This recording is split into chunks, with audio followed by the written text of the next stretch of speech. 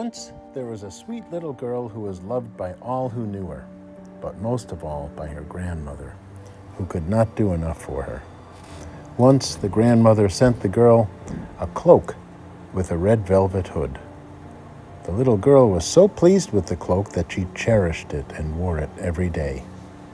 So she became known as Little Red Riding Hood. One day her mother said to her, "Little Red Riding Hood, your grandmother is feeling sick. I would like you to go and visit her. Take her some of the cakes we baked yesterday. They will do her good. Go quickly before it gets too warm. But remember to stay on the path and do not stop along the way." "I will do just as you say, Mother," promised Little Red Riding Hood. Little Red Riding Hood started on her way. Her grandmother lived in a house in the woods a half-hour's walk from the village. Little Red Riding Hood had only just entered the wood when she came upon a wolf. The wolf longed to eat Little Red Riding Hood for lunch. But Little Red Riding Hood did not know what a wicked animal he was, so she was not afraid of him.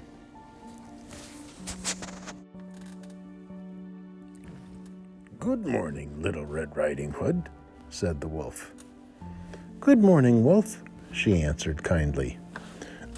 "And where are you going so early?" he asked. "To my granny's house." "And what's that in your basket?" "Oh, some cakes we baked yesterday. Grandmother is sick, and the cakes will make her feel better." "And where does your grandmother live?" "In the woods, a short distance from here, in a cottage under 3 big oak trees," said Little Red Riding Hood. Said the wolf as he thought to himself, "What a tasty morsel this little girl would be. But she's not big enough for a meal. I must find a way to eat her and her grandmother too." The wolf walked along beside Little Red Riding Hood for a while. Then he said, "Why, look at all the pretty flowers. Why don't you stop to rest and pick some of them? You're hurrying along as if you were late for school. Yet the birds are singing and everything is so pleasant here in the woods." Little Red Riding Hood looked up and saw the sunlight dancing in the leaves of the trees. She saw the lovely flowers around her, and she thought, "I'm sure Grandmother would be pleased if I took her a bunch of fresh flowers." Forgetting what she had promised her mother, she left the path and went out of her way into the woods to pick some flowers. Each time she picked one, she saw others even prettier farther on, and so she strayed deeper and deeper into the woods.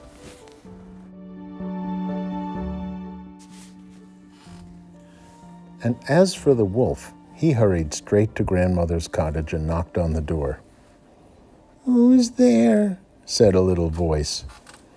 "It is I, Little Red Riding Hood," said the wolf, trying to sound like the little girl. "Oh, lift the latch and let yourself in, dear," said the old woman. "I'm too weak to get out of bed." The wolf lifted the latch and swung open the door. Before Grandmother could realize what was happening, the wolf gobbled her up in one mouthful. Then the sly wolf dressed himself up in her nightgown and nightcap. With a wicked grin, he got into the bed and pulled up the covers. That was quite the disguise. Meanwhile, Little Red Riding Hood had picked all the flowers she could carry and found her way back to the path. She walked on quickly until she came to Grandmother's house. She was surprised to find the door open, and as she stepped inside, she felt very strange. "Oh dear," she said to herself. "This morning I was so glad to be going to see my grandmother. Why do I feel so frightened now?" She took a deep breath and called out, "Good morning, Grandmother." But there was no answer. She went up to the bed. There she saw her grandmother, or so she thought. The wolf had pulled the covers up under his chin and pulled the nightcap down to his eyes. Little Red Riding Hood thought her grandmother looked very strange indeed. "Oh, Granny," she said, "what big ears you have." "The better to hear you with, my dear," said the wolf. Said Little Red Riding Hood. "Granny must be very sick indeed, for her voice is much deeper than it used to be. And Granny, what big eyes you have." "The better to see you with, my dear." "And Grandmother, what big teeth you have." "The better to eat you," cried the wolf as he sprang out of bed and swallowed Little Red Riding Hood in one big gulp. And after his meal, the wolf was feeling stuffed. He lay down on the bed and went to sleep and began to snore very loudly. A hunter who was passing by the cottage heard the snoring.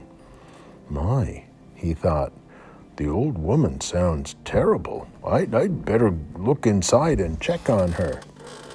The hunter walked inside and saw the wolf. He instantly noticed the wolf's big belly, and he realized that the wolf had eaten the old woman. He knew he had to set her free.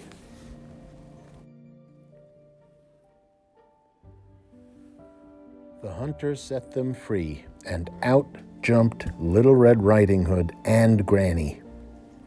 "Oh, I'm so grateful you saved us," said Little Red Riding Hood. Granny, too, thanked the hunter for his kindness.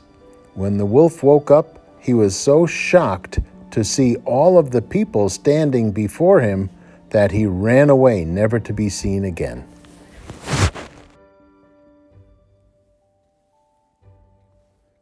Little Red Riding Hood sat down with her grandmother and the hunter, and together they ate the cakes Little Red Riding Hood had brought. And Little Red Riding Hood said to herself, "After this I shall always do as my mother tells me, and I shall never leave the path again, not even to pick pretty flowers."